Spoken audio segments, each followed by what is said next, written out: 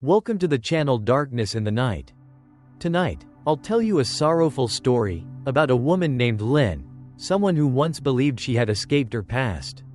Until the very thing she buried deep began to rise again, knocking at her door. That night, Saigon was drizzling, rain like silver dust falling over the tall glass buildings of District 7. In a luxurious apartment, the golden lights shimmered against the river's rippling surface. Lynn stood silently by the window, holding a glass of red wine, her eyes tracing the trails of raindrops down the glass. 30 years old, the age, people say, when a woman begins to understand what loneliness truly means. On the table, a small birthday cake still had its candles, a thin wisp of smoke curling upward. Kang, her husband, was washing dishes in the kitchen, his deep voice softly echoing. "Tired, honey?" Lynn turned around, her smile faint, voice husky as mist. "I'm fine, just realizing how fast time goes. So this makes it our third birthday together, huh?" He stepped closer, wrapping his arms around her from behind. His body was warm, his cologne carrying a light scent of mint, but Lynn shivered. A sudden chill crept across her skin, as if someone had just breathed behind her neck. Thunder rumbled in the distance. Lynn closed her eyes for a moment, and in that instant, she thought she heard the faint laughter of a child somewhere out on the balcony, a short, broken giggle, then silence. She jerked her head toward the sound. Outside, only the flickering streetlight and the slanted curtain of rain. Kang didn't notice. He placed the glass on the table, his tone teasing, gentle. "You've always had quite an imagination. Must have watched too many ghost movies as a kid." "No, I really heard it, a child's voice. We're on the 15th floor. Lynn, there aren't any kids running around up here." She stayed silent. He didn't believe her, and truthfully, she wasn't even sure she believed herself. Kang went to shower. Lynn sat alone, tracing circles on the wooden tabletop. Why did she feel so empty on her birthday night? Her thoughts drifted to her mother. Back in Dalat, that old wooden stilt house by the misty lake, where the fog was so thick it soaked your hair the moment you opened the door. She hadn't been back for years. The last time was 15 years ago. She poured herself another drink and stared at the candle still burning low. A drop of melted wax fell onto her hand. Lynn flinched, yet instead of pain, she felt warmth, a strange warmth, like another hand holding hers from somewhere deep in the past. Around midnight, Kang came out of the bathroom to find Lynn in a raincoat. Ready to leave, he frowned. "Where are you going at this hour?" "Out for a bit, I just need some air." "It's raining hard." "I know, I have to go." Her voice trembled, her gaze distant, as if she were looking right through him. Kang thought about stopping her, but only sighed instead, realizing there were things inside Lynn he could never reach. Lynn drove down to the ground floor, got on her scooter, and turned into a narrow alley in Tan Phu Ward. The rain drizzled, streetlights bleeding out like diluted ink. Her usual roadside cafe was still open, the one where the old tarot fortune teller always sat. The umbrella leaned sideways, and the wind made the candlelight flicker unsteadily. The old woman wore a red sweater, her hair silver, her eyes deep as a well. When she saw Lynn approach, she just smiled. "So you've come, the architect lady, 10 years gone, and you still reek of fear." Lynn sat down quietly, her voice soft. What do you mean?" "That scent of fear, it never fades. You think leaving Dalat erased it? What you left behind is still waiting." "I don't believe in that nonsense." The old woman chuckled, a dry, crackling sound. Her trembling hands opened a worn deck of cards, edges frayed from time. She drew one card and placed it face down on the table, her tone dropping low, like the wind howling through the rain. "This one is the twins. Do you understand? What you abandoned is coming back to claim a life." A chill swept through Lynn's spine. The sound of raindrops on the tin roof echoed in her chest. "You're talking nonsense? I'm alone." The fortune teller didn't answer. She simply touched the edge of the table with one bony finger. "Alone? Are you sure?" The rain grew heavier, A gust blew out the candle, merging their shadows into one across a puddle. For an instant, Lynn saw herself no longer alone. Another figure stood beside her. Identical face, except the other one had no eyes. She leapt to her feet, heart racing, and bolted out of the cafe. Outside, the rain was blinding white. Lynn ran along the sidewalk, water splashing around her feet. Her phone buzzed wildly in her pocket. She stopped under a storefront awning, pulled it out. A Zalo message from an unknown number, no name. Just 4 words. Mom is dying, come home. Lynn's hands trembled violently. The rain struck the screen, blurring the letters, as if someone were crying over it. She looked up, the street was empty. Only the wind moaning through old tarps. A figure in a white raincoat passed by, leaving no footprints behind. That night, Lynn's birthday, ended in a chill that cut straight through her bones. And she had no idea that this trip back to Dalat would be her last return home. The car drove all night, the rain clinging to it as if unwilling to let go. Lynn sat in the backseat, clutching her handbag tightly, eyes fixed on the window. Cold mist slipped in through the crack, biting her skin. The dim streetlights fell away one by one until there was nothing left but darkness and the wheezing sound of the engine. The driver was a thin, middle-aged man wearing a worn baseball cap. He hadn't spoken the whole trip, only occasionally adjusting the rearview mirror to glance at Lynn. Once, he asked in a raspy voice, "Why are you heading to Dalat at this hour? It's pretty late. My mother's sick. I had to get back." He said nothing, his fingers tapping lightly on the steering wheel. Then, almost whispering, as if the wind carried his words, "Dalat's cold these days. Many left, came back, but few stayed. The fog there, people say it's got a soul." "A soul? What do you mean?" The driver didn't answer. His eyes stayed fixed on the winding road ahead, the engine groaning as the car climbed uphill. Outside, the pine forest was pitch black. Every so often, the headlights swept across the trees, their trunks standing straight like hundreds of silent figures lining the roadside. Watching, Lynn shivered, clenching her hands tight. She remembered the fortune teller's words, "What you left behind is coming back to claim a life." Dawn was near. The car reached Pren Pass. The rain had stopped, but thick fog smothered everything. Lynn sat still, staring at her faint reflection in the glass. Sometimes, she thought someone was sitting beside her, but when she turned, the seat was empty. She told herself she was just tired, though a heavy unease pressed on her chest.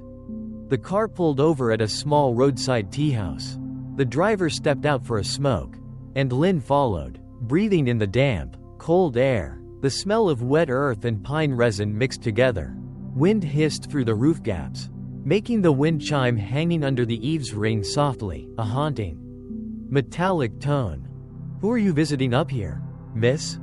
A hoarse female voice rose behind her. Lynn turned and saw a woman about 50, wearing a green sweater, hair tied in a bun. "My mother." Near Zon Hong Lake, an old wooden stilt house. The woman slowly placed a teacup on the table, her eyes scanning Lynn from head to toe before pressing her lips together. "That wooden house, 3 rooms, right?" "Yes. Yeah, I know that house. No one dares to go there anymore. Folks say 2 girls stand by the window sometimes, one with long hair, the other with no eyes." Lynn froze. The teacup she had lifted slipped from her hand and shattered, hot tea splashing across her skin. What did you just say?" "I said, don't go back there. Whoever does, never finds peace again." The wind chime rang again. A cold gust swept through the porch, making the bamboo panels creak. Lynn bent down to pick up the shards of the broken cup, but froze. On the floor, amid the spilled tea, a thin streak of bright red spread out like blood. She looked at her hands, not a single cut. Then where had the blood come from? The shopkeeper had already turned away, her voice steady, as if speaking to herself. "Every night, people say they hear knocking from that house. 3 knocks, then silence." Lynn didn't dare ask more. She paid quickly and hurried back to the car. The driver looked at her, his eyes cloudy like an old mountain spring. "You okay?" "I'm fine." "Then let's move. The fog gets thick by noon, hard to see the road." The car rolled forward again. The road into town was deserted. Through the window, Lynn saw fog blanketing everything, only a few dim lights flickering in the distance. Zan Hong Lake looked like a sheet of frozen silver, still and lifeless. She took out her phone to call her mother. The signal wavered. She typed a message. "I'm almost there, Mom." Before it could send, the screen went black. She pressed the button and froze. The wallpaper had changed. Instead of her Saigon apartment, it now showed two children in white ao dai, joined at the ribs, smiling in a vegetable garden. The phone slipped from her hand. Her heart stopped. She remembered that photo had been torn, burned, and buried when she was 17. The car halted. The driver turned, his voice low. "We're here. This is your house." Lynn lifted her head. Before her stood a 3-room wooden house, its yin-yang roof tiles blackened by time, resting at the edge of the lake. Behind it loomed a pine forest, silent as if holding its breath. The door was slightly ajar, the walls blanketed in moss. Beneath the eaves hung an old hammock, still swaying, though there wasn't a breeze. Lynn stepped out, her hands trembling. The air smelled of damp earth, rotting leaves, and something faintly metallic. Water from the lake lapped softly against the shore. She took a deep breath, feeling as though she had stepped into a place that no longer belonged to the living. The driver didn't turn off the engine. He looked at her one last time, his voice rough. "Take my word, if you hear a voice inside calling you, don't answer, no matter who it sounds like." "How do you know that?" "I once drove someone here. Last year. Her name was Lynn too." With that, he shut the door, started the engine, and drove away, leaving behind a thin trail of exhaust that vanished into the mist. Lynn stood still, watching the wooden door tremble in the wind. From inside came a faint sound, like someone gently knocking on the floorboards. Knock, knock, knock. She swallowed hard and stepped up to the porch. The moment her hand touched the latch, it was icy cold. The door creaked open, releasing the sharp scent of mothballs and mold. In the dark room, on a bamboo bed, lay a woman under a blanket, her gray hair spilling over the pillow. Lynn trembled as she approached and knelt down. Mom, I'm home." The blanket stirred. Mrs. Han opened her eyes, pupils clouded, lips quivering. "Are you, Lynn, or Lan?" Her voice rasped through the heavy air. Lynn froze. That question, it felt like something tearing inside her chest. Outside, the wind rose again. The window slammed against the wall, 3 sharp knocks. And through the mist seeping in from the cracks, Lynn saw, for just an instant, a small, drenched hand clutching the wooden window bars. The air inside the house was heavy, suffocating. Every rotting plank of wood creaked, as if the house itself were breathing, listening to the reunion between mother and daughter. Lynn sat by the bed, holding her mother's frail hand, her voice trembling. "It's me, Mom, Lynn, I'm here." Her mother's hand quivered, gripping, then letting go. Her lips moved, but the sound that came out was faint as a whisper in the wind. "Don't lie to me, I know everything." Her voice was coarse, her eyes glistening with tears. Lynn bit her lip, afraid to ask. The only sound was the slow ticking of the pendulum clock in the corner, each swing like a drop of blood falling. On the wall hung an old photo of 2 little girls in white ao dai. The frame was dusty, but Lynn remembered every detail, the faint line connecting their bodies at the ribs. The scene that made people stare at them with pity and fear. She turned away, unable to look any longer. Outside, drizzle began to fall. Raindrops slid off the roof tiles, splashing softly on the ground. The musty smell rose again, damp and earthy. Lynn stood up, sweeping away dry leaves from the porch. As she bent down, she heard a faint creaking sound beneath the floorboards, slow, deliberate, like someone crawling below. She froze. The noise stopped, then came again, creak, creak, heavy and dragging. As if something large was being pulled across the wood, Lynn leaned closer, pressing her ear to the floor. The air reeked of dampness and metal, and she could hear breathing. Who's down there? No answer, only the sound of fingernails scratching the wood. Screech, screech? Lynn stumbled back, skin prickling. She yanked aside the old rug, revealing a small wooden hatch. Just big enough for a hand to fit through. "Mom, what's under the floor?" she stammered. Mrs. Han lay still, her eyes fixed on the ceiling. After a long silence, her broken breath came. Don't open it. It's still there." "What's still there, Mom?" "Lan never left." Lynn froze. Her grip on the broom tightened until her palm bled. Outside, lightning slashed through the clouds, illuminating her mother's face, pale, hollow, almost corpse-like. She fell back onto the floor, her mother's words echoing in her skull. Lan never left. She remembered that day, the secret surgery in the Chinese doctor's clinic. The year 2000, they said Lan died on the operating table. Lynn survived, but what if Lan hadn't died? What if her soul had stayed behind? The back door creaked open. Lynn jerked around. The door was slowly swinging inward, though there was no wind. Outside, the fog was so thick it looked like a wall of white.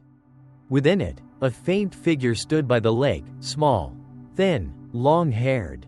Lynn's voice shook. Who's there?"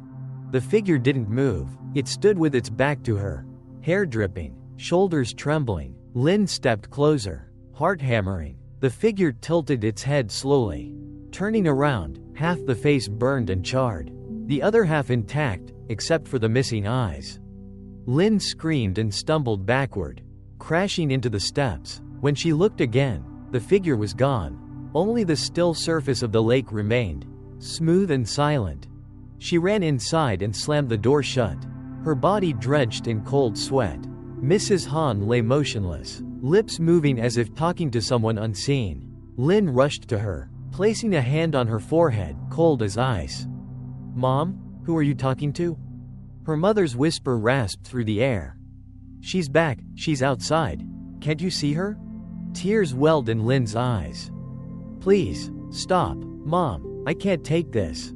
"No, you have to listen.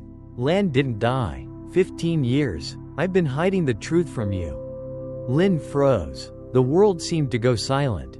Only her heartbeat remained, loud, uneven, and the wind howling through the cracks like someone crying.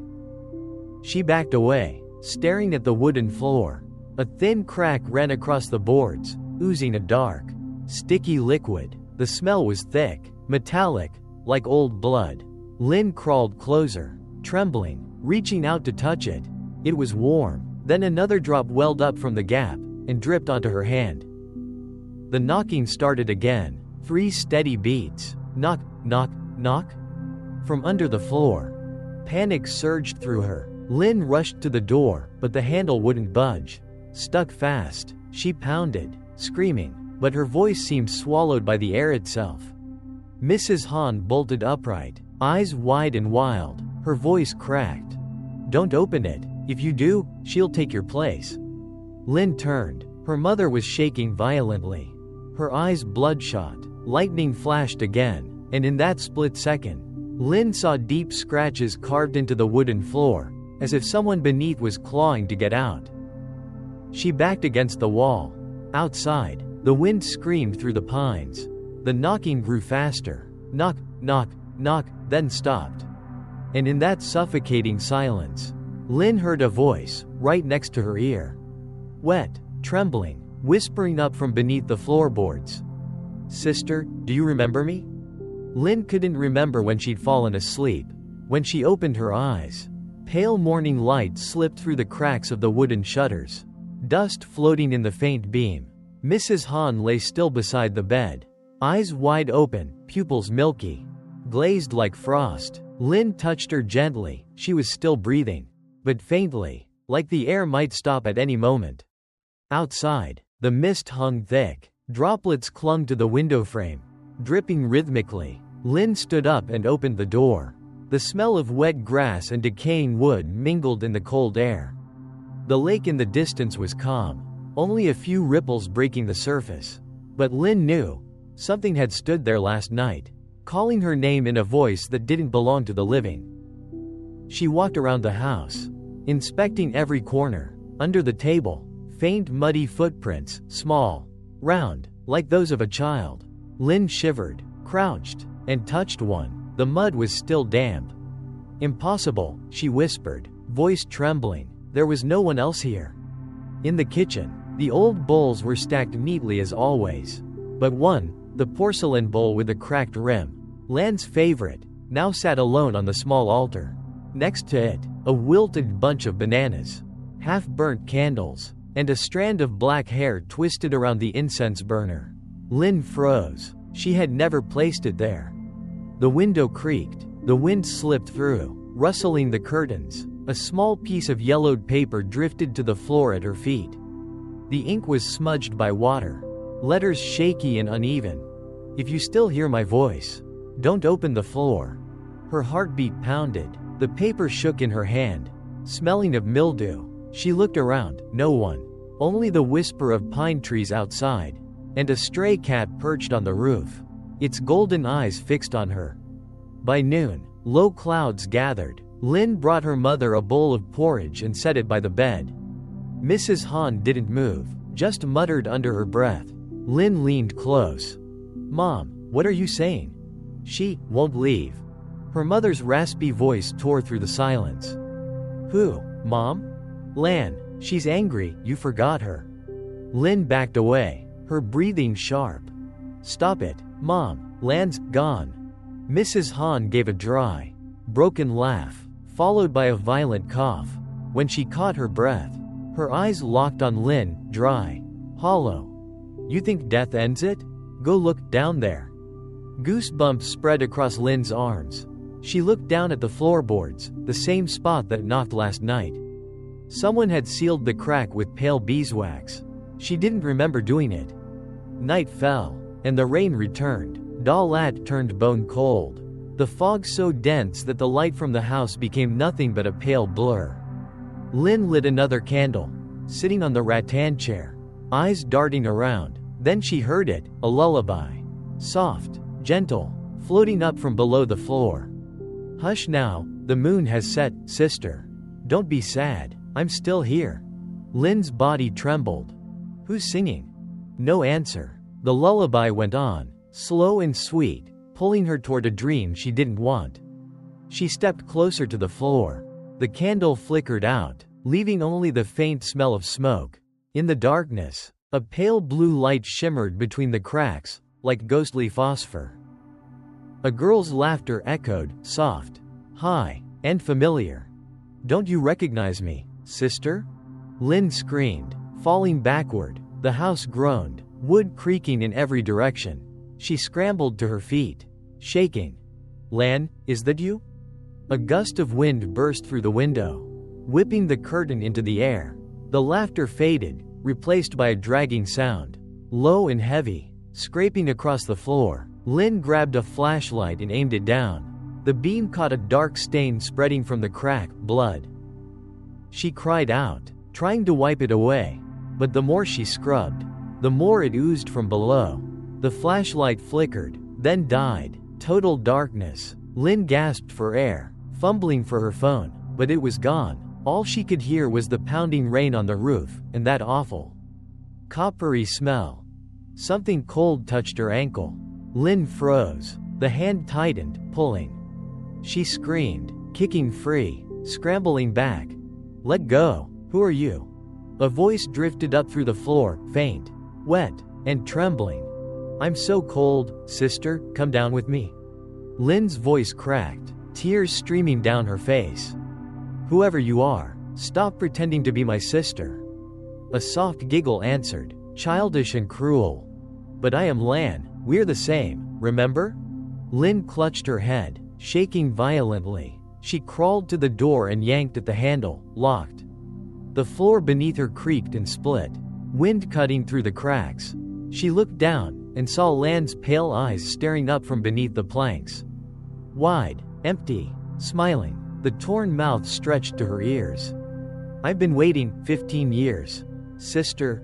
Lynn screamed, collapsing to the floor, Gasping for breath, thunder cracked outside, shaking the house. She dragged herself toward the table, reaching for her phone. The screen lit up. One new message. "Don't leave me again." When she looked up, her mother stood in the doorway, nightgown soaked, hair hanging wet, eyes hollow. Her voice rasped through the darkness. "You opened it, now no one can save you." The next morning, the stilt house was silent. The fog was so thick that Lynn couldn't tell where the lake ended and the sky began. She woke up on the cold floor, her whole body aching. Memories of the night before were shattered fragments. Sharp and confused, she looked around. Everything was the same. No blood, no eyes beneath the floor. Only a fresh crack in the wood, long and jagged like a scar. Outside, Mrs. Hahn sat hunched on the porch, a half-burnt incense stick trembling between her fingers. She stared out toward the pine forest, her voice rasping. "You heard her, didn't you?" Lynn stayed silent. "Mom, it was just a dream." "No dream, I heard her too." 3 knocks, clear as day. She lit a cigarette, smoke curling into the mist, bitter, heavy. "I told you not to open the floor. What's down there isn't for the living." Lynn clenched her fists. "What are you hiding under there?" Mrs. Hahn's eyes were deep and dark. "You don't want to know." That answer only made the fear worse. Lynn turned away, went inside. The house exhaled a cold breath. The air reeked of mold and years of damp wood.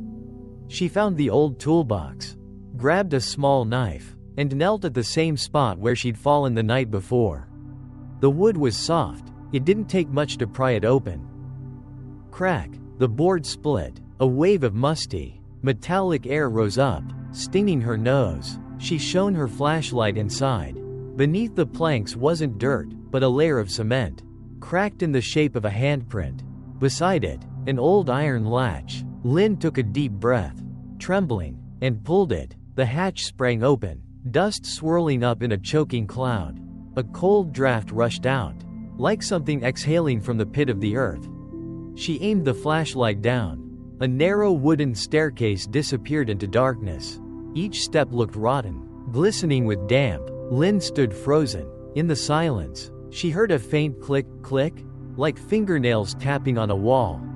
She swallowed hard, whispering, "Is someone down there?" No reply, only the soft hiss of air rising, thick with the smell of rot and old blood. Lynn couldn't stand it. She slammed the hatch shut and sat down, breathing hard. But then, right beneath her hand, knock, knock, knock. 3 steady beats. Lynn jerked back, heart racing. The sound came again, slower this time, deliberate, like it was trying to communicate. She covered her ears, crawling backward, but the hatch burst open on its own. Her flashlight slipped, tumbling down, its beam flickering below, illuminating a body wrapped in white cloth, lying on its side, with half a face visible. Lynn screamed, falling back, but when she looked again, she saw the face clearly. Lan, her sister, not decomposed, pale, still. The eyes were open, staring straight at her. "No, no, it can't be." Lynn's voice cracked, tears spilling. She crawled closer, her hand trembling as she touched the edge of the hatch. Lan's skin hadn't decayed, gray-blue. Cold, her hair soft and dark, floating around her like strands of wet moss. The metallic stench filled the room. Footsteps behind her. Lynn turned. Mrs. Hahn stood there, gripping a wooden cane, her face drawn tight. "I told you not to open it." "Mom, it's Lan. Why did you do this?" "She's not dead." "What? She was never dead." Lynn's lips quivered. "Mom, what are you saying?" Her mother laid a trembling hand on her shoulder, her voice tearing apart. "After the surgery, the doctor said she didn't make it. But I knew, her heart was still beating. I hid her down here. For 15 years, I fed her medicine, wiped her body. I couldn't let them bury her. I couldn't lose her." Lynn's mind went blank. Her heartbeat thundered in her chest. You kept her alive like this? In this darkness? Better here than in the ground. She's my blood." The words burst from her like a wounded animal's cry. Lynn sobbed, clutching her head. From the pit came a faint rustle, a wheezing breath. Lin looked down and saw Lan's eyes moving, slowly blinking once. Lin gasped, torn between terror and heartbreak. Lan, you're awake? You're alive? A drop slid from Lan's eyelid, tear or condensation. Lin couldn't tell. Her lips moved faintly. Lin leaned closer. The voice was no more than a ghost of air. Why did you leave me down here? The words broke midway. Lin cried, gripping her sister's hand. I didn't know. I thought you were gone. Lan opened her eyes wider, staring deep into Lin's, not angry, only sorrowful, deep as the lake outside. You chose to live, I chose silence. Mrs. Han dropped to her knees, shaking. Lan, forgive me, I only wanted to keep you. Her sobs merged with the drumming rain. Then suddenly, the lights went out, darkness swallowed everything. Lin heard quick, shallow breathing, and the sound of something crawling up the wooden steps. She grabbed her mother's arm, pulling her back, but a freezing hand clamped around her ankle. A whisper brushed her ear. Now it's your turn to stay down here with me. Lin screamed. Mrs. Han swung the cane down, thud. The sound echoed through the house. Silence followed. The chill faded, leaving only the rain outside. Both women collapsed, panting, tears streaming. But then Lin saw it, blood seeping through the cracks in the wood. Thick, dark, dripping slowly onto the floor. She trembled, looking at her mother. Mom, do you hear that? Mrs. Han stared down, her lips quivering. She's crying. Child, she's crying. The rain wouldn't stop. All afternoon, thunder rolled over the pines. Lin sat huddled by the hearth, clutching a cup of cold tea. Steam rose faintly, blending with the smell of damp wood, dried blood, and old incense. The patter of rain on the tin roof was steady, like a heartbeat counting down her fear. Mrs. Han lay in bed, wrapped tight in a blanket, eyes closed. Lin watched her, tangled gray hair, hollow cheeks, skin wrinkled and thin like crumpled paper. 15 years of living with that horrible secret had left her half mad, half lucid.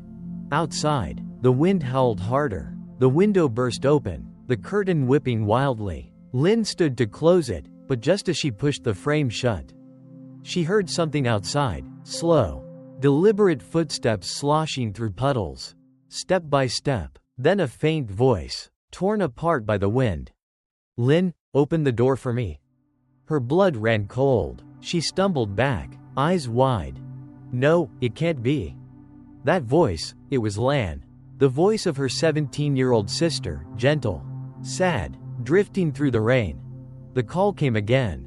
Sister, did you forget me? Lin covered her ears, but the sound seeped through the wood, through her heartbeat, straight into her skull. Trembling, she crept toward the door and peeked through a crack. Outside stood a small figure in a white dress, hair plastered to her face, motionless in the storm. Lan, she whispered. The white shape slowly lifted its head. In a flash of lightning, Lin saw the eyes, black and hollow, whites fractured like shattered glass. A smile stretched across the face, splitting to the cheeks. Lin collapsed. The door banged open on its own, wind roaring in, dragging a fishy stench. The white figure was gone. Only a soaked ow dye hung over the porch rail. Lin trembled, picked it up. Water dripped down her hands, cold as lake water. A slip of paper slid out from the folds. The handwriting was slanted, faint, blurred by rain. Don't let mother die before I see the sun. Lin's heart stopped. She rushed to the bedroom, shaking her mother awake. Mom, Lan wants to see the light. Did you hear me? Mrs. Han's eyes flicked open, milky and clouded. Her voice rasped. No, you don't understand. If she sees the sun, she'll never sleep again. But Mom, she's suffered enough. Let me bring her up. Her mother shot upright, clutching Lin's wrist so tight it bled. If you do, we'll all die. Lin. Her voice broke into a fit of coughing. She collapsed back, trembling violently. Lin held her, panicked, but the old woman just stared at the door, whispering, She's here, Lan's here. Lin turned. The window she had locked moments ago was wide open again. Rain lashed the floor, Tiny muddy handprints marked the frame, each one evenly spaced, as if someone had climbed in on all fours. Lynn backed away, wrapping her arms around her mother. "I'm sorry, Mom, I shouldn't have opened the floor." Her mother's voice faded. "Not your fault, it's mine. I loved wrong." Her words caught in her throat and went still. Lynn looked down. Her mother was no longer breathing. Her eyes were open, clouded white, reflecting Lynn's face, and behind it, another figure. Lynn spun around. No one was there, only the mirror on the wall. Fogged and dim, but in its reflection, two figures stood side by side, Lynn and Lan, both looking out. Lynn stepped back. The reflection didn't move, it just smiled. "I've waited long enough, Lynn." The whisper brushed her ear, soft as breath. Lynn turned. Empty room. The fire had burned low. Gray smoke drifting. She stepped backward, foot brushing something cold and soft, her mother's hand, still gripping a red string.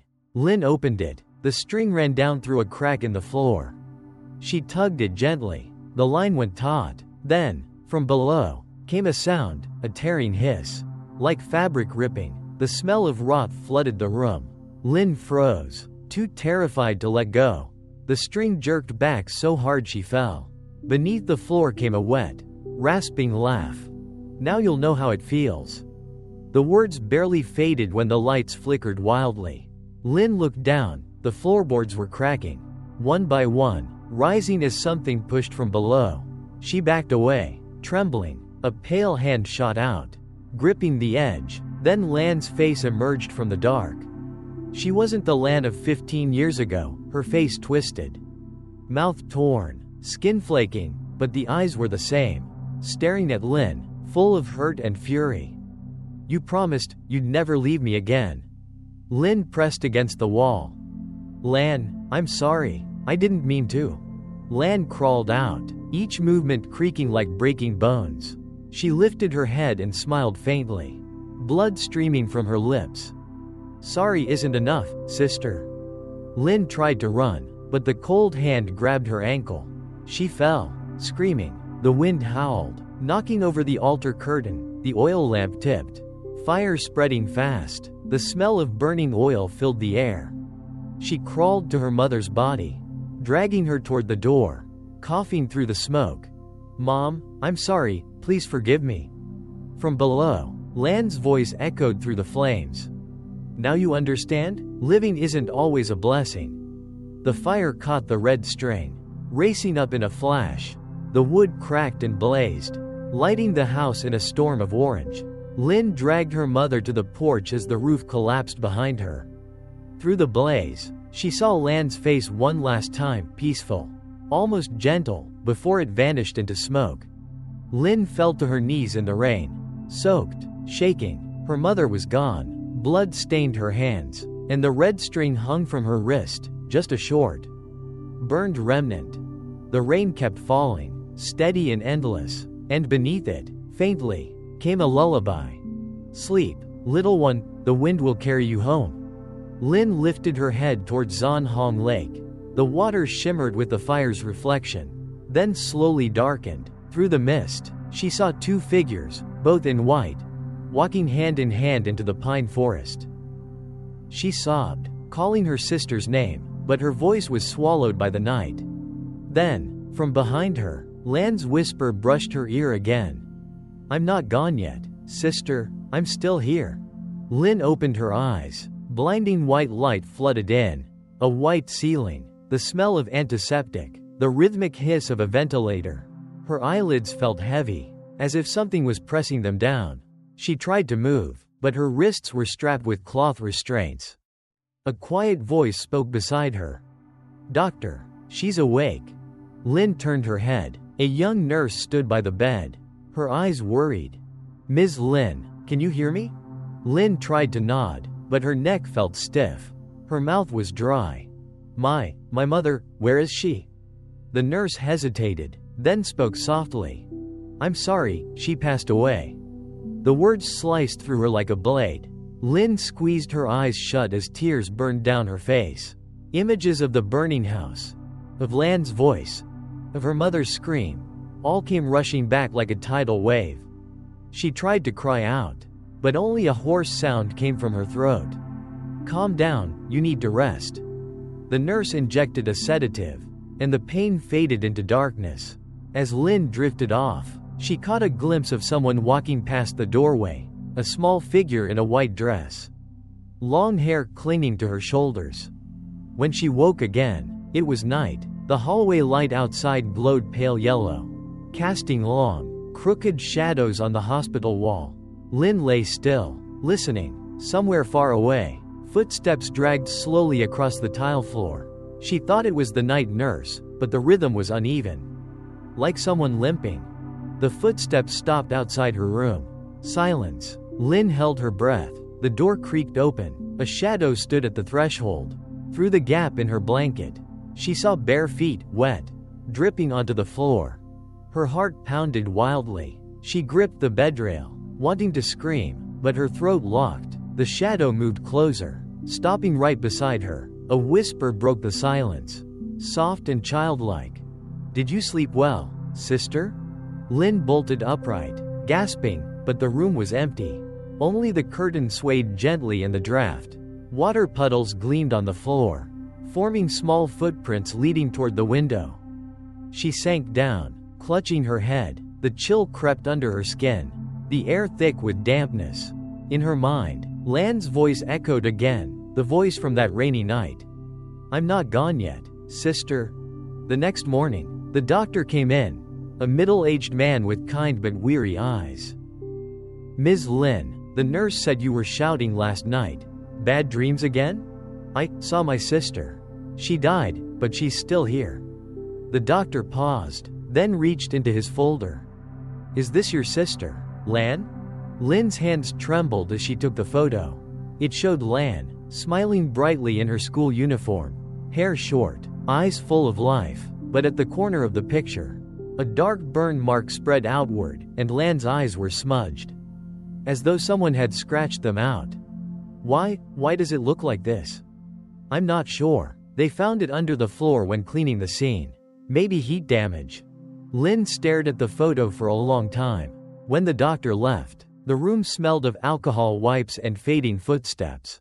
She whispered into the silence, "Lan, what do you want from me?" That afternoon, she was moved to a private room with a window overlooking the garden. Dalat's sun was pale, dim through the mist. Outside, the pine trees swayed, and for a moment she thought she saw a white silhouette gliding between their trunks.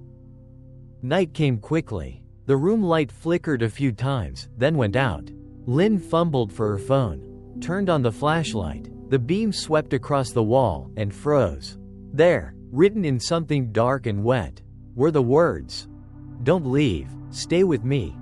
Her phone slipped from her hands. Her heart hammered. The writing glistened, still damp. The metallic smell told her it wasn't ink, it was blood. Fresh, warm. She stumbled backward, hitting the medicine cabinet. The mirror reflected her face, and behind her, another one, Lan's, smiling faintly, hair dripping, water trailing down her neck.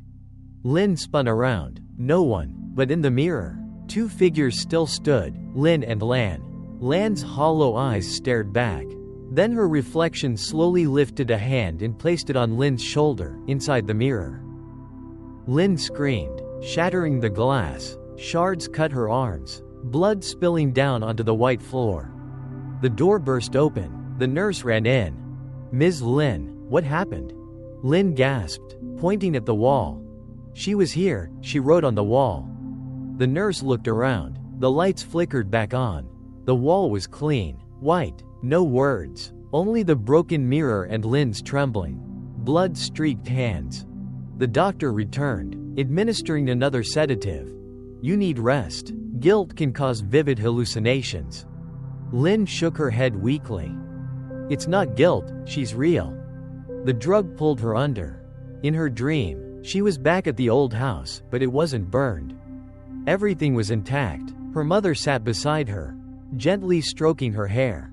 "My daughter, don't be afraid. Lan just wants to be remembered." "Mom, you're alive?" Her mother smiled. "No one really dies, Lin, only the forgotten do." She woke with a start. Drenched in cold sweat, moonlight spilled through the window. Pale blue. On her wrist lay the red string, the same one that had burned. It was perfectly intact now, tied snugly around her skin. Her fingers brushed it. It felt warm. Then, from the darkness, Lan's voice whispered again, so close it seemed to rise from inside her chest. "You're almost ready to remember everything, sister."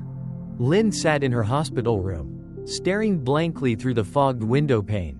The sedative had worn off. Her mind was clear, but her heart felt heavier than ever. Every time she closed her eyes, she saw Lan's face, wide-eyed, translucent, not angry, not vengeful, just asking why. That afternoon, a man entered, a gray suit, dark circles under tired eyes, a dried bloodstain on his collar. Kang. He stood silently at the doorway for a long time, his gaze deep, conflicted. Why are you only coming now?" The flight was delayed. His voice was low, hoarse. Lin looked at him, forcing a smile, her lips trembling. "Mother's gone, and Lan, she's still here." "I know." Lin froze. "You knew? Since when?" Kang sat down, clasping his hands together so tightly his nails dug into his palms until they bled. "A year ago, I found out." The air turned to stone. Lin gripped the blanket, her voice shaking. "You knew, and didn't tell me?" "I was afraid." "Afraid of what?" He lifted his head, eyes hollow. "Afraid you'd learn the truth about the surgery." Lin didn't breathe. The room shrank around her. The ticking clock grew unbearably loud. "Say it," she whispered. Kang inhaled deeply. His voice quivered. "Back then, I was a final-year med student, assigned to assist in the twin separation. The lead surgeon was Professor Park, a Korean, with an old Chinese doctor named Lu. But that operation wasn't authorized. There are no records of it." Lin's pulse skipped. "What do you mean?" "Your mother forced it. She begged Professor Park, offered all her savings, but he refused, too risky. So she found Dr. Lu, a black market surgeon. He agreed, on one condition, a family signature." "And you?" "I signed it." Lin stared at him, unblinking, her tears soaked into the blanket. She didn't scream, she just trembled. Why would you do that?" "Because I loved you. You always said you hated being bound to Lan, that she trapped you. Made you live a half-life. I thought freeing you meant saving you. You understood nothing." Her voice shattered into a cry. She stumbled out of bed despite her weakness. "Lan never wanted to bind me. She just didn't want me to get hurt." Kang bowed his head. A single tear dropped onto his hand. "During the operation, I saw it. You two were joined at the ribs. But part of your hearts shared the same artery. When they cut, blood sprayed everywhere." Lan screamed. Dr. Lu said to stop. But your mother shouted, "Cut it anyway." And I shouted with her. Lin clutched her face, sobbing. The scene replayed in her mind. The smell of anesthetic. The cold lights. The beeping machines. Lan's hand clutching hers, whispering, "Don't leave me." Then the blinding white and silence. Kang's voice trembled on. "Afterward, Dr. Lu said Lan was dead. But your mother checked. Her heart was still faintly beating. She hid the body. She begged me not to tell anyone. Said it was just for a few days. Then, nothing. I've carried that guilt for 15 years." Silence filled the room. Wind slipped through the crack of the window. A ghostly sigh. Lin stared at him, her eyes empty. "So it was you and her. You both did this." "I'm sorry." She staggered to the window, her reflection pale against the gray sky. Beyond the mist, the pine forest swayed. "Mother's dead. Lan lived in darkness. Do you think this isn't punishment enough?"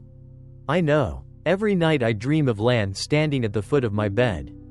Hair wet, holding a scalpel. I can't sleep anymore." Lin turned back. Her eyes were bloodshot, voice barely a whisper. "Maybe it's not a dream." The air turned frigid. Kang froze. From somewhere deep in the room came a faint tap, tap, tap. 3 knocks. Lin glanced down. Nothing there, but beneath the bed, Water was spreading, dark circles, shaped like handprints. She murmured softly. "Lan's listening." A gust burst through the room. Curtains whipped violently. The framed photo of Lan fell from the table. Face down, Lin picked it up and saw new writing carved into the back. The ink gouged deep. "One more still owes." Kang went pale, snatching the photo from her. "Who wrote this?" "Why ask?" Lin whispered. "You already know." When she looked up, her eyes were sunken, distant. Something else looked out through them. Kang stepped back instinctively. She took one step forward. Her voice came out cold. Rough, Lan's voice. "Do you remember whose hand you held first in the operating room?" "It wasn't hers, it was mine." Kang's lips trembled. "Lan, don't say my name, you lost that right." The lights flickered, then went out completely. Rain pounded against the window.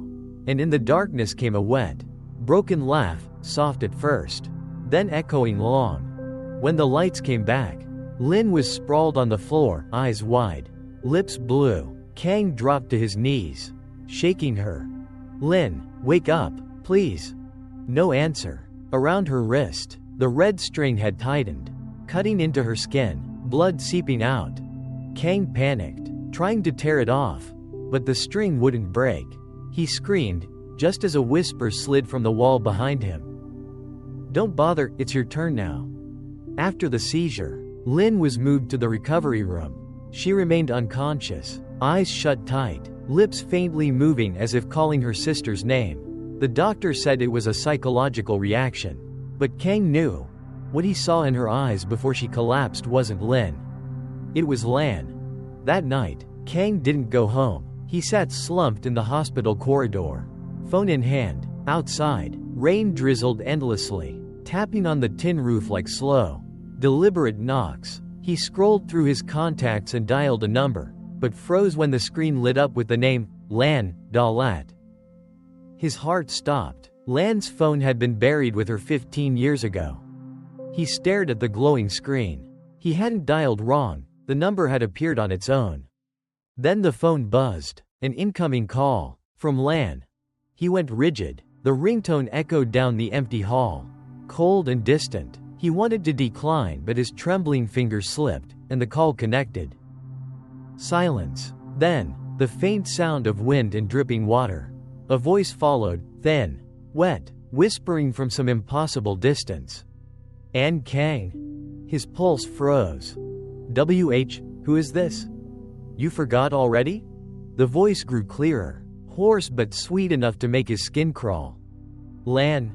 Yes, you remember me now? It's so cold down here, so dark." He swallowed hard, voice cracking. "What do you want from me?"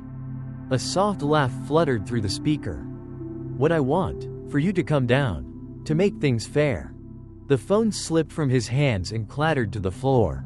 The screen still glowed, the sounds of wind and laughter blending into a shrill, unnatural hiss. He stumbled to his feet, trying to run, but his legs felt heavy, as if something were pulling him back. From the far end of the corridor, a girl in a white dye appeared, walking barefoot, her hair dripping wet. Kang stepped back, voice shaking. "Lan, don't." She stopped, lifted her head. Her face was ghostly pale, half scorched, half untouched, eyes dark and glistening like deep water. Too late for that. The figure rushed forward, fast as a gust of wind. Kang fell backward, but when he opened his eyes, he was alone. The hallway was empty. The fluorescent lights flickered on and off. Then, through the distorted hospital speaker, came the announcement. "ICU, patient Lin Vo, critical condition." He bolted down the corridor. When he reached the room, doctors were restraining Lin. Her body convulsed violently, eyes wide, lips stretched into a twisted smile. And the voice that came from her mouth wasn't hers. "Did you think I'd forgotten, Kang?" "Hold her down," one doctor shouted. But Lin broke free, with strength no one could explain. She grabbed Kang by the collar, pulling him close until their faces nearly touched. Her breath was ice cold. "That day, you promised you'd hold my hand first. Why did you let go?" Kang trembled, tears streaking his face. "Please, forgive me, Lan, I was wrong?" Lin smiled, a crooked, lifeless smile. "Too late. If you won't pay, the fire will." The lights flickered violently, then died. Sparks crackled from the wall socket. A small flame burst out. The doctors screamed, rushing for the door, but it slammed shut and locked from inside. Fire spread fast. Smoke thickened. Through the haze, Kang saw Lin standing perfectly still, hair hanging down, eyes burning red. He lunged forward to drag her out, but her body was cold, rigid. She looked up at him, whispering faintly, "Go down to the wine cellar." Flames swallowed the room. When firefighters finally broke the door open, Lin was unconscious on the floor. Kang was gone. No body, no trace. Only a single red string lay among the ashes, soaked in dried blood. 3 days later, a car was found drifting on Zan Hong Lake. In the trunk was a half-burned cell phone. The screen was still faintly glowing, showing 3 words. "Under the floor." When Lin regained consciousness, police brought her in for questioning. She said nothing, only smiled faintly.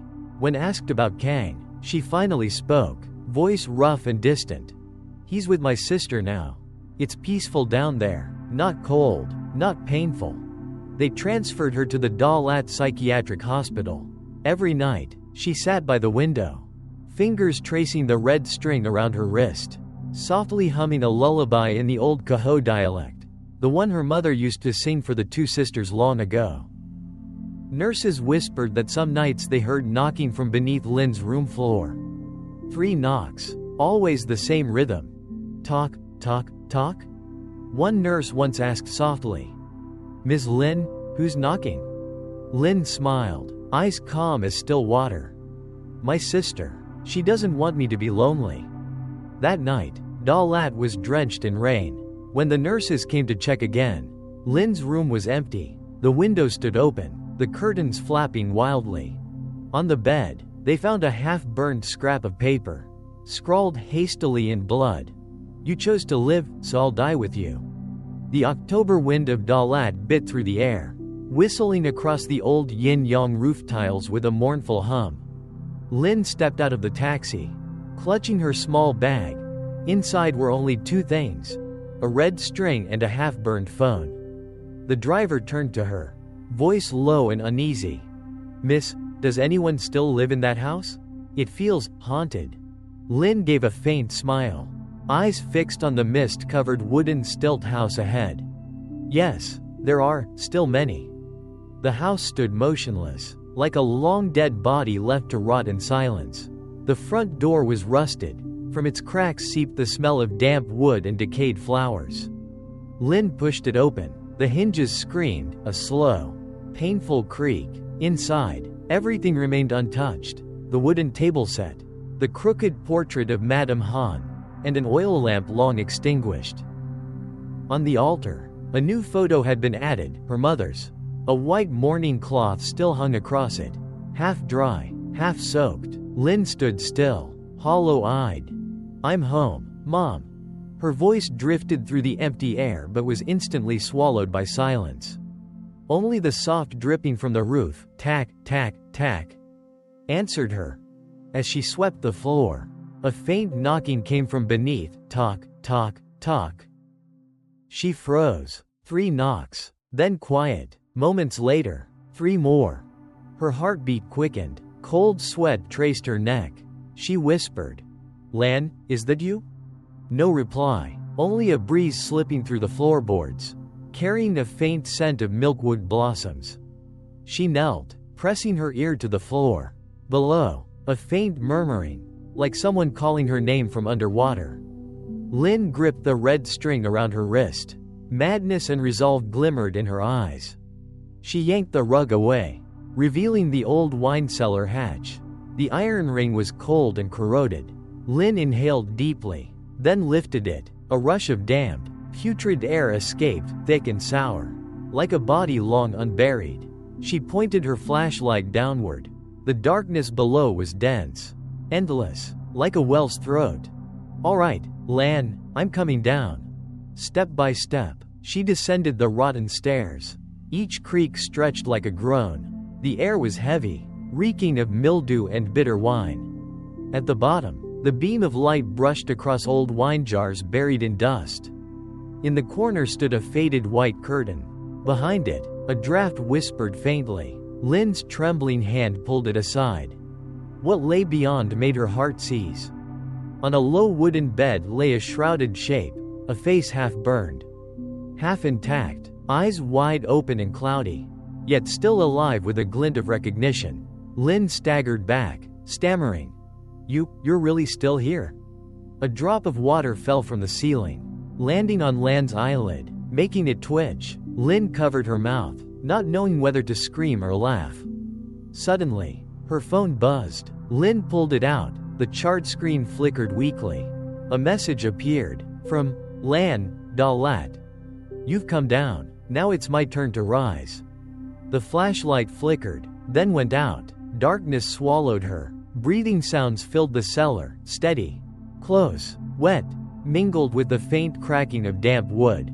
Lynn's hand brushed against something cold and slippery, a human hand. Fingers curled, nails long and black. "Lan, don't," Lynn gasped, her voice breaking. A chill breath touched her neck. A whisper came, gentle and terrifying. "I've waited 15 years. Sister, stay with me now, won't you?" The light flashed one last time. Lynn saw Lan's face inches from hers, identical. Except one side was cracked, bleeding, the other eerily calm. Lan smiled, teeth blackened. "You chose to live, so I'll die with you." A fierce gust howled down the hatch. The lid slammed shut with a metallic clang. Upstairs, the oil lamp on the altar flared to life, its flame glowing eerie green, smoke coiling straight to the rafters. Beneath, Lynn's scream merged with Lan's high-pitched laughter. The cellar shook, dust fell from the beams. Then, a dull bang. Silence. On the floorboards above, red liquid seeped through the cracks, curling into the shape of a twisted string, wrapping around the charred phone. That night, Zon Hong Lake was shrouded in thick mist. From afar, its surface reflected the flicker of firelight.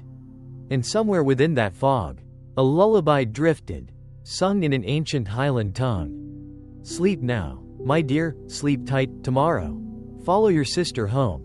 The heavy stench of smoke and burnt wine filled the air, making Lynn dizzy. She tried to open her eyes, but the darkness was thick, suffocating. She couldn't tell whether the sound she heard was her own breath or the wind whistling through the cracks in the wall. Then, faintly ahead, a flickering light appeared, the old oil lamp, sitting beside the bed where Lan's body lay. Lynn staggered toward it, head spinning, heart pounding. She knelt and gently touched her sister's hand. The skin was cold, damp, and slick, but there was still a faint pulse, weak as a fluttering bird. She gasped, tears brimming. "You're alive? My God, Lan." A whisper floated back, thin as mist. "Alive? Is that what you call it?" Then a laugh echoed softly, as if carried from 15 years ago. "You lived for me, so I no longer needed to." Lynn recoiled, trembling. On the wall hung an old photo frame, half burned, half intact, from the surgery years ago. In it was Kang's younger face, expression cold as stone. Beneath the frame sat a small wooden box engraved with Chinese characters. She opened it. Inside were old medical files from Choray Hospital, consent forms for the separation of conjoined twins. The final signature, Kang's. Next to it, a handwritten note, the ink smudged. "Keep her alive, until Lynn's mind stabilizes." Lynn froze. "He knew you were alive. Why did he hide it from me?" she rasped. A laugh burst from the bed. "He didn't hide. He came down here often. Don't you remember?" Lynn spun around. Lan's body hadn't moved, but her eyes were open, wide and dark, staring straight ahead. Her lips twitched. "He came every week, brought injections, kissed me." Whispering, "Lynn." Lynn backed away, voice cracking. "You're lying." "No, think about it. When you slept, who whispered, 'Lan,' in your ear?" "That was me." The air thickened. A chill rose from the stone floor, curling around Lynn's throat. Voices filled her head, hundreds of overlapping whispers. Laughter. Sobs. She clutched her ears, screaming, "Stop! Stop talking!" The laughter stopped. The lamp went out. Silence fell, then came soft, wet footsteps, slow and dragging. Lynn shivered, turning toward the sound. The flame flickered back to life, and in its dim glow, Lan was sitting up. Her hair hung over half her face, skin pale and blotched like it had soaked too long in water. Every movement creaked. She tilted her head, smiling crookedly. "Now we're the same, neither prettier than the other, right?" Lynn pressed against the wall, voice trembling. "Please, stop tormenting me. I was wrong." "Wrong?" Lan's voice cut like metal. "You stole my life, my body, and now a single sorry will do?" The flame flared. Lan stepped closer. With every step, the wooden floor wept blood. Lynn gripped the red string, winding it tight around her wrist. Tears streamed down as she whispered, barely breathing, "I still remember that night. Mom said, whoever lives must live for both. I tried, Lan, but I was too weak." Lan's eyes softened for a heartbeat. Then her tone changed, deeper, layered, as if two voices spoke at once. "I was weak too. So now, let you be strong for us both." Before Lynn could react, Lan lunged. Her cold hand clamped around Lynn's neck. Lynn thrashed, choking, breath fading, vision blurring. In that moment, she saw Lan's eyes up close, filled with hate, yet shimmering with sorrow. Their faces drew together, the line between them blurred. Then, crack, the oil lamp shattered. Flames burst across the blankets. The walls. Lan didn't let go. Her voice came through the fire's hiss. "You chose to live, then I'll die with you." Lynn croaked, barely audible. "Then let's die, together." The two collapsed into the flames. The old wine ignited, running down the walls in fiery streams. Screams and laughter fused into one echo. And then, silence. Only the sound of the wind sighing through the cellar hatch remained, carrying with it the smell of burnt flesh and blood, and the faint drip of water. At dawn, villagers near the lake saw smoke rising from the old wooden house. By the time firefighters arrived, only the blackened frame remained.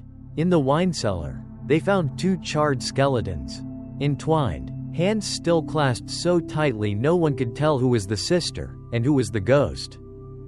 On one wrist, the red string still clung, burned, but unbroken. That night, when the wind swept across Zon Hong Lake, townsfolk swore they saw the reflection of two women walking hand in hand.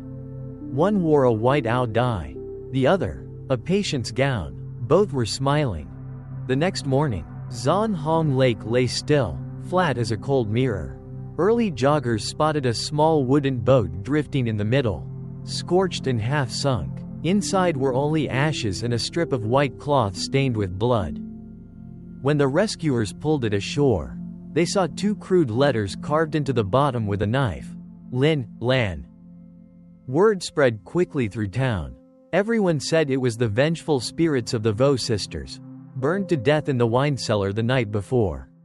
But the strange thing was, at the scene, only one set of remains had been found. One, not two. The coroner whispered that the bones along the ribcage were fused together. By dusk, mist blanketed the lake again. A group of curious youths came to light candles and chant the sisters' names. One slender girl with long hair suddenly screamed. She'd seen two faces staring up from beneath the water. Identical. She fainted on the spot. When they lifted her, she stammered. There were two of them, the same face. The crowd scattered in terror. Only the park's oldest guard stayed behind, puffing his cigarette, voice hoarse. Those sisters, they never left. Every full moon, they row that boat out again. Been seeing him for decades. Meanwhile, in the Dalat psychiatric ward, a new patient had been admitted, female. About 30, short hair, eyes oddly mournful. She couldn't remember her name. Whenever someone asked, she just smiled faintly and said, "I'm both of them." That night, a nurse passing by saw her standing before a mirror. The reflection showed only half her face, the right side beautiful, the left side scarred as if burned. The woman murmured softly, "You chose to live, so I chose to die with you." The nurse fled in terror. When she returned with help, the room was empty. The window was open, curtains flapping wildly in the cold wind. On the table lay a piece of paper, the handwriting shaky. "I'm no longer under the floor. I'm inside her." That night, the fog thickened. A stranger walking near the lake noticed a flickering light in the middle of the water. Thinking it was a fisherman, he called out, but as he got closer, he saw an old wooden boat. On it sat two women in white, one rowing, one sitting still. He shouted again, but they didn't turn. The boat drifted slowly, silently. The oil lamp at its bow burned blue, steady even as the cold wind whipped the lake. When he looked closer, the water reflected two identical faces, both smiling faintly. He blinked. The boat was gone. Only a dim trail of light faded into the fog. Across the lake, a lullaby echoed faintly in an ancient Highland tongue. "Sleep now, little one, sleep tight, tomorrow. Follow your sister home." The singing faded, then vanished. At dawn, by the lakeshore, someone found a scorched red bracelet tangled with ash. No one dared to touch it. The lakekeeper locked it in a wooden box and threw it into the water. That winter, Dalat grew unnaturally cold. And whenever the rain returned, people swore they saw two pale hands rise from the lake, holding each other tight. Night. In a cheap apartment in Saigon, someone played a YouTube story called Solitude on the channel Darkness in the Night. The voice was calm, slow, mixing with the sound of rain outside. But near the end, the listener froze beneath the narrator's voice. There was another, faint whisper. "Don't stop, listen to the end." Panicked, they turned off the phone. Yet from the speaker came three soft knocks, perfectly spaced. Talk, talk, talk? And that was the story, Solitude alone. One half of a soul chose to live, the other chose to die. But in the end, who can truly say which one survived? If you've listened this far, look around you. Maybe someone's standing right behind you, smiling, just like Lynn and Lan once did. Thank you for listening to tonight's tale on Darkness in the Night. If you enjoyed it, don't forget to like, subscribe, and turn on the bell so you won't miss the next haunting story. Darkness in the Night, where each night, one soul returns to speak. Sleep well. This story is a work of supernatural fiction, created solely for entertainment. We do not promote superstition or encourage any dangerous actions mentioned within. Any resemblance to real people, places, or events is purely coincidental. Thank you for watching.